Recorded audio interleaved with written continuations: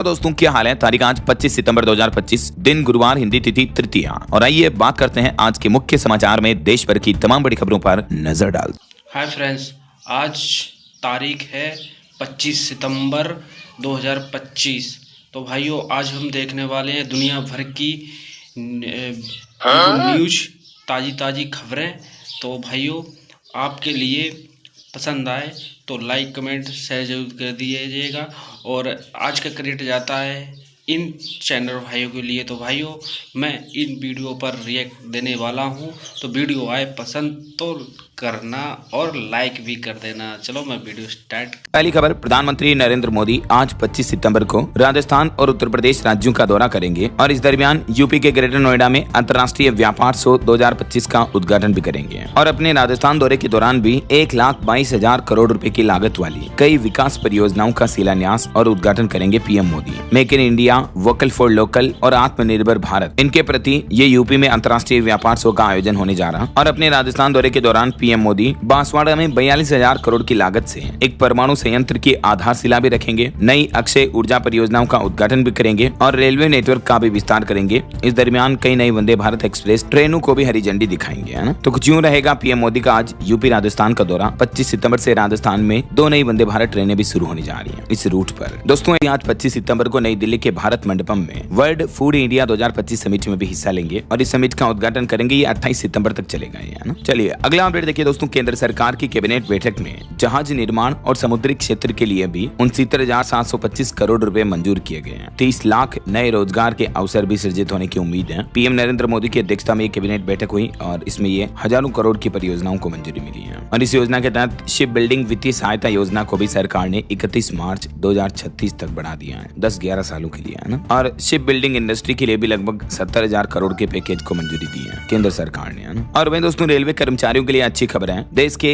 लगभग 10.5 लाख से भी ज्यादा रेल कर्मियों को पीएम मोदी ने तोहफा दिया है। सरकार ने दिवाली बोनस का ऐलान कर दिया है। आने वाले दिवाली के त्योहार के मौके पर लाखों रेल कर्मचारियों को 78 दिन का प्रोडक्टिविटी लिंक्ड बोनस देने का फैसला किया गया है और इस फैसले पर 1865 करोड़ रुपए खर्च होंगे। हालांकि इसके लिए सरकार ने कहा कि अधिकतम बोनस जो एक कर्मचारी को दिया जाएगा वो 17,951 रुपए का मिलेगा और टोटल जो इस योजना पर बजट खर्च किया जाएगा वो रहेगा 1866 करोड़ का, है। इसके अलावा भी रेलवे को लेकर सरकार ने कुछ और बड़े फैसले लिए, जैसे बिहार में Bakhtiyarpur Rajgir Tilaiya railway line double की जाएगी। 4 लेन को भी मंजूरी मिली। कैबिनेट मीटिंग में ये फैसला हुआ है। चलिए आगे बढ़ते खबरों में। देखिए आप, देश के सीडीएस जनरल अनिल चौहान का कार्यकाल 8 महीने के लिए बढ़ाया गया। अब ये मई 2026 तक अपने पद पर रहेंगे। मैंने कांग्रेट्स इनको। और खेल जगत से भी दोस्तों भारत के लिए बड़ी अच्छी खबर सामने आई है। टीम इंडिया एशिया कप के फाइनल में पहुंच चुकी है। पाकिस्तान के बाद अब बांग्लादेश को भी 41 रन से हराया। अभिषेक ने 50 लगाई और कुलदीप को 3 विकेट भी मिले। आखिरकार टीम इंडिया एशिया कप के फाइनल में पहुंचकर एक नया नाम रोशन किए हैं। तो मैंने कांग्रेट्स टीम इंडिया को वाकई में। और वहीं देखिए बड़ी खबर, वोटर आईडी के लिए अब आधार कार्ड और मोबाइल नंबर जरूरी होगा। चुनाव आयोग की तरफ से यह बड़ा बदलाव किया गया है। इलेक्शन कमीशन यानी चुनाव आयोग ने ऑनलाइन वोटर लिस्ट सेवाओं के लिए आधार कार्ड से लिंक मोबाइल नंबर अनिवार्य कर दिया है। तो अब आपको इलेक्शन से जुड़ी या वोटिंग से जुड़ी कोई भी सेवा लेनी है तो आपको अपना आधार कार्ड नंबर और मोबाइल नंबर देना कंपलसरी होगा, है ना। अच्छा, और इसके अलावा वोटर लिस्ट में नाम जुड़वाने और हटाने का दोनों का प्रोसेस ही बदल दिया है चुनाव आयोग ने। अब इन दोनों के लिए ई वेरिफिकेशन जरूरी होगा। जो आपका रजिस्टर्ड नंबर है उस पर मोबाइल नंबर पर ओटीपी आएगा। राहुल गांधी बोले कि इस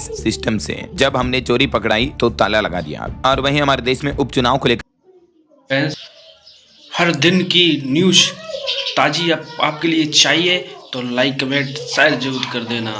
राज्यों में भी राज्यसभा सीटों पर इलेक्शन कमीशन ने उपचुनाव का ऐलान कर दिया है। जम्मू कश्मीर और पंजाब की इन सीटों पर 24 अक्टूबर को वोटिंग होगी और उसी दिन मतगणना भी हो जाएगी। और इन चुनावों के लिए नामांकन अगले महीने 6 अक्टूबर से शुरू होंगे। हालांकि दिल्ली के पूर्व सीएम अरविंद केजरीवाल नामांकन के लिए इनकार कर चुके हैं। और वहीं खबर देखिए, राजस्थान में राज्य निर्वाचन आयोग ने वोटर लिस्ट का काम रुकवाया। यहाँ नगरीय निकाय और पंचायत चुनाव के लिए तैयार होनी थी वोटर लिस्ट, लेकिन हाईकोर्ट के आदेशों की पालना करते हुए राज्य निर्वाचन आयोग ने 2 अलग अलग आदेश जारी करके वोटर लिस्ट बनवाने के काम को रुकवा दिया है। तो ये कुछ चुनाव आयोग की प्लानिंग है। और फिलहाल देखिए अगली बड़ी खबर, टेक न्यूज से अच्छी खबर आ रही कि ये इंडियन गूगल की बादशाह को भी टक्कर दे रहा है। लॉन्च किया अपना खुद का ब्राउजर। चैट जीपीटी के भी ये फुल कंपटीशन में है। दरअसल मैं बात कर रहा हूँ किनकी, जिनके बारे में आपको पता चली गया होगा। अरविंद श्रीनिवास, जो कि परप्लेक्सिटी एआई के सीईओ हैं और फाउंडर भी हैं। उन्होंने हाल ही में घोषणा की है कि उनका एआई ब्राउजर कॉमेट अब भारत में प्रो सब्सक्राइबर्स के लिए उपलब्ध है। फिलहाल ये मैक और विंडोज पर ही मिलेगा, लेकिन एंड्रॉइड वगैरह पर फोन पर जल्दी अवेलेबल हो पाएगा। ये कॉमेट एक AI फर्स्ट ब्राउजर है जो कई सारे काम कर सकता है आपका। जैसे ChatGPT वगैरह, परप्लेक्सिटी AI के जो पोर्टल पर आप इनके फीचर्स को यूज करते हो तो इन्हीं के ब्राउजर में इन फीचर को और आसानी से यूज कर पाओगे, है ना। चलिए दोस्तों, अगला अपडेट देखिए। शॉर्ट टर्म कैपिटल गेन पर धारा 87A की छूट खत्म हुई। दिसंबर तक टैक्स भरें करदाता। CBDT की तरफ से यह नोटिस भी जारी किया गया। वहीं खबर आ रही कि भारत की सबसे बड़ी ऊर्जा उत्पादक NTPC बल्क में खरीदेगी न्यूक्लियर रिएक्टर। सरकार से मांग ली परमिशन भी, और इस फैसले के बाद कंपनी के शेयरों में भी उछाल देखने को मिला। वहीं वोडाफोन आइडिया की याचिका पर भी सुप्रीम कोर्ट में अब अगली सुनवाई 26 तारीख को होनी है, मतलब 26 सितंबर को, है ना। और खबर देखिए, सेबी के फैसले समूह की पारदर्शिता और संचालन के तौर तरीकों को मान्यता मिली। शेयर धारकों से बोले गौतम अडानी। और वहीं भारत के एक्सपोर्ट पर रिपोर्ट आ रही है। अगस्त में अमेरिका, ब्रिटेन, जर्मनी को भारत से इंजीनियरिंग वस्तुओं का निर्यात बढ़ा है। तुर्की, इंडोनेशिया में भी भारी गिरावट देखने को मिली है। और खबर आ रही, देश में GST 2.0 से रिकॉर्ड स्तर पर पहुंची बिक्री। ग्राहकों में खुशी की लहर देखने को मिल रही है, मतलब मार्केट में कंजप्शन बढ़ने लगा है। उपभोक्ता और उत्पादक दोनों को फायदा होगा, है ना।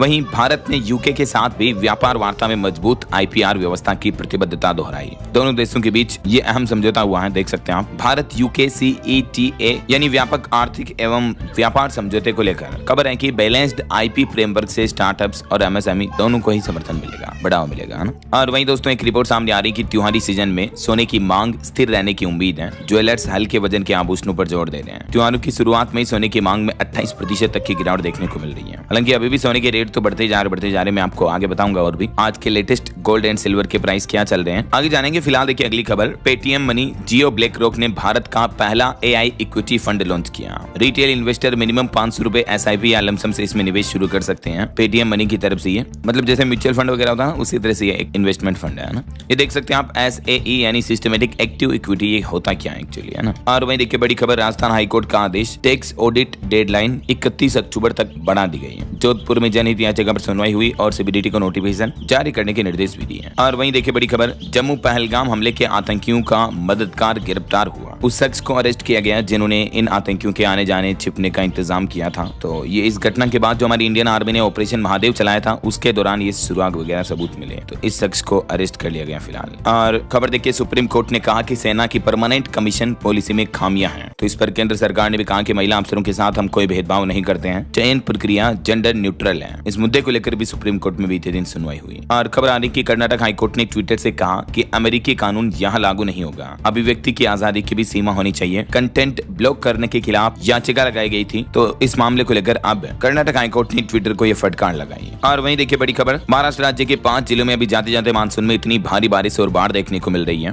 8 लोगों की मौत हो गई बीते 12 घंटों के दौरान ही। बंगाल में भी 10 लोगों की जान चली गई। मध्य प्रदेश से मानसून की वापसी देखने को मिली है और देश भर के कई राज्यों में मौसम से हालात फिर से काफी गंभीर हो गए हैं। आगे मैं आपको बताऊंगा और भी पूरे मौसम समाचार विस्तार से। फिलहाल देखिए अगला अपडेट, CBSE के 10वीं और 12वीं के स्टूडेंट के लिए परीक्षाएं 17 फरवरी से ही शुरू होने जा रही हैं और 10वीं के छात्र इस बार 2 बार परीक्षा दे सकेंगे। दूसरे एग्जाम 15 मई से 1 जून के बीच होंगे। केंद्रीय माध्यमिक शिक्षा बोर्ड CBSE ने बोर्ड एग्जाम के डेट्स के बारे में टेंटेटिव अनाउंसमेंट कर दिया, यानी संभावित तिथियों का ये ऐलान हुआ। 17 फरवरी से एग्जाम शुरू होंगे और इस बार नए एग्जाम पैटर्न में 3 अहम बदलाव भी किए गए हैं स्टूडेंट के लिए, जिसकी डिटेल भी आप देख सकते हैं। चलिए अगली खबर देखिए दोस्तों। देश के सुप्रीम कोर्ट के मुख्य न्यायाधीश CJI गवाई बोले कि बुलडोजर एक्शन के खिलाफ आदेश देना संतोषजनक है। इसमें मानवीय पहलू जुड़ा था। सुप्रीम कोर्ट ने 2024 में ये गाइडलाइन बनाई थी, जिसके तहत कोई भी राज्य सरकार किस स्थिति में किसी प्रॉपर्टी को बुलडोजर से तोड़ सकती है, गिरा सकती है। इस मामले को लेकर ये पॉइंट्स भी आप देख सकते हैं। और वहीं देखिए एक चौंकाने वाली रिपोर्ट सामने आ रही कि तेलंगाना की कमाई का 57% चुनावी वादों में जा रहा। कर्नाटक में 35%, मध्य प्रदेश में ये खर्च 27% तक है, लेकिन लोगों की बुनियादी जरूरतों के लिए हाथ अभी भी तंग है। क्रिसिल की तरफ से ये रिपोर्ट जारी की गई, जिसके मुताबिक राज्यों का सोशल वेलफेयर खर्च काफी बढ़ गया है। बिहार चुनाव के माहौल में अभी भी मतदाताओं को लुभाने के लिए अब तक 33,000 करोड़ के वादे किए गए हैं। और एक घटना हो गई देखिए दोस्तों, हिमाचल प्रदेश में रामलीला करते हुए एक कलाकार की मौत हो गई। हिमाचल में स्टेज पर डायलॉग बोलते समय हार्ट अटैक आया। राजा दशरथ की भूमिका निभा रहे थे ये कलाकार। हिमाचल के चंबा में ये घटना हुई और इन कलाकार का नाम है अमरेश, जिनको हार्ट अटैक आने के बाद लोग उनकी तरफ दौड़े और कलाकार को हार्ट अटैक आने के बाद स्टेज से पर्दा गिरा दिया गया, देख सकते हैं। और वही खबर आ रही, बिहार में लैंड फॉर केस मामले में लालू राबड़ी को हाजिर होने का आदेश दिया। बिहार चुनाव से पहले तेजस्वी को भी राउज एवेन्यू कोर्ट ने बुलाया। 13 अक्टूबर को इस मामले पर अगली सुनवाई होनी है। और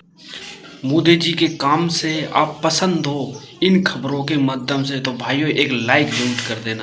प्रवासियों को लेकर हाईकोर्ट में सुनवाई हुई। कोर्ट ने कहा कि डिटेंशन होम में मानवीय हालात होने चाहिए इस मुद्दे को लेकर 30 सितंबर को अगली सुनवाई होनी है। खबर है दिल्ली के लव कुश रामलीला से हटाई गई पूनम पांडे, हिंदू संगठनों के विरोध के बाद फैसला लिया गया। वहीं एक अनोखी खबर देखिए दोस्तों, समुद्र पर बनेगा किले जैसा महल। 51 देशों ने मिलकर एक अनोखी ड्रेस भी बनाई है। समुद्र पर ये जो तैरता हुआ महल बनने जा रहा, ये UAE के अबू धाबी में बनाया जाएगा। तैरता हुआ महल यानी फ्लोटिंग कैस्टल। और वहीं देखिए बड़ी खबर, जम्मू लद्दाख में पूर्ण राज्य की मांग को लेकर एक बार फिर से बीजेपी दफ्तर पर प्रदर्शन देखने को मिला। बीते दिन भारी हंगामा हुआ, पथराव, आगजनी की घटनाएं भी हुई। जम्मू के मुख्यमंत्री उमर अब्दुल्ला बोले कि भाजपा ने सरकार नहीं बनाई, इसलिए जम्मू कश्मीर को राज्य का दर्जा नहीं मिला है। ये लद्दाख में हुई हिंसा की कुछ तस्वीरें आप देख सकते हैं। अब तक इसमें 4 लोगों की मौत हो गई, 72 घायल हो गए। राज्य का दर्जा देने की मांग कर रहे प्रदर्शनकारियों ने लेह में भाजपा ऑफिस भी जला दिया। जो लेह लद्दाख आपने नाम सुना होगा ना, यहाँ ये प्रदर्शनकारियों ने हिंसा की और मुद्दा यही है कि राज्य का दर्जा दिया जाए पूर्ण राज्य का। और इसी मांग को लेकर लद्दाख में विरोध प्रदर्शन देखने को मिला। कुछ रिपोर्ट्स में बताया जा रहा है कि 6 लोगों की मौत हो गई। वहीं इस हिंसा भरे माहौल के बीच सोनम वांगचुक ने भी अपनी भूख हड़ताल खत्म कर दी है। लद्दाख में तीव्र हिंसा के बीच उन्होंने युवाओं से भी शांति बनाए रखने की अपील की है। हालांकि इस घटना के माहौल के बीच गृह मंत्रालय ने भी बयान जारी करते हुए कहा कि सोनम वांगचुक ने भड़काऊ भाषण से भीड़ को उकसाया और उनके बयान की वजह से ये हिंसा भारी आक्रोश देखने को मिला है। और वहीं देखिए दोस्तों, भारतीय सेना ने जम्मू कुलगाम में भी आतंकवादी ठिकाने का भंडाफोड़ किया। तलाशी अभियान अभी भी जारी है। चलिए खबर आ रही है, विशेष कंपोनेंट कॉलेजों में 50% आरक्षण सीमा पर विचार करेगा सुप्रीम कोर्ट। यूपी सरकार से जवाब भी तलब किया है। और दिल्ली में भी कोर्ट ने पत्रकारों को राहत देने वाले जज को अडानी संबंधित निर्देश के खिलाफ अपील भेजने से इनकार कर दिया। वहीं अमेरिकी राष्ट्रपति डोनाल्ड ट्रंप ने एक और बड़ा फैसला लिया। अब इस आधार पर मिलेगा H1B वीजा। इसकी प्रक्रिया में भी बदलाव किया गया है। पहले तो इसके लिए फीस वगैरह बढ़ाई थी, आपको पता होगा। अब इसमें लॉटरी सिस्टम खत्म कर दिया, बल्कि वेतन और कौशल के आधार पर वीजा मिलेगा। उच्च वेतन वाले आवेदकों को प्राथमिकता मिलेगी। ये भी ट्रंप सरकार का प्लान है। और खबर देखिए, पहली बार राष्ट्रीय पुरस्कार मिलने पर इमोशनल हुई रानी मुखर्जी। बोली कि इसे अपने पिता को समर्पित करती हूँ। फैंस का भी आभार जताया। बॉलीवुड एक्ट्रेस रानी मुखर्जी को अपने 30 साल के एक्टिंग करियर में पहली बार ये राष्ट्रीय पुरस्कार से सम्मानित किया गया, राष्ट्रपति द्रौपदी मुर्मू द्वारा। वहीं झारखंड के जमशेदपुर की बॉलीवुड गायिका शिल्पा को भी मिला राष्ट्रीय फिल्म पुरस्कार। चले यहाँ से जीता उन्होंने देश का दिल। और मेडिकल की पढ़ाई करने वाले स्टूडेंट के लिए एक बड़ी खबर सामने आ रही, देखिए आप। मेडिकल पढ़ सकेगा प्रशांता। कोर्ट ने डिसेबल्ड कैंडिडेट्स को MBBS पढ़ने की अनुमति दी और रिजेक्ट करने वाले अस्पताल को फटकार भी लगाई। मामला है पश्चिम बंगाल के मालदा के रहने वाले 22 साल के प्रशांता मंडल नाम के इस शख्स का, जिनके दोनों हाथों में केवल 3.5 काम की उंगलियां होने के बावजूद कलकत्ता हाईकोर्ट ने उन्हें MBBS की पढ़ाई करने की अनुमति दे दी है। देखिए जरा, वरना हॉस्पिटल कॉलेज तो मना कर दिए थे। और वहीं CA का भी जनवरी 2026 का एग्जाम कैलेंडर जारी हो चुका है। सिंगल शिफ्ट में होंगे पेपर। ICAI ने जारी की डेट शीट और एग्जाम पैटर्न भी। ये तारीखों की जानकारी आप देख सकते हैं। और बड़ी खबर देखिए दोस्तों, कांग्रेस अध्यक्ष मल्लिकार्जुन खड़गे बोले कि बिहार में आया नीतीश, अब गया नीतीश शुरू है। राहुल गांधी और तेजस्वी यादव से उन्होंने कहा कि वापस आए तो मत लेना। ABC SC ST के लिए भी 10 बड़ी घोषणाएं की। बिहार चुनाव से पहले कांग्रेस ने अति पिछड़ा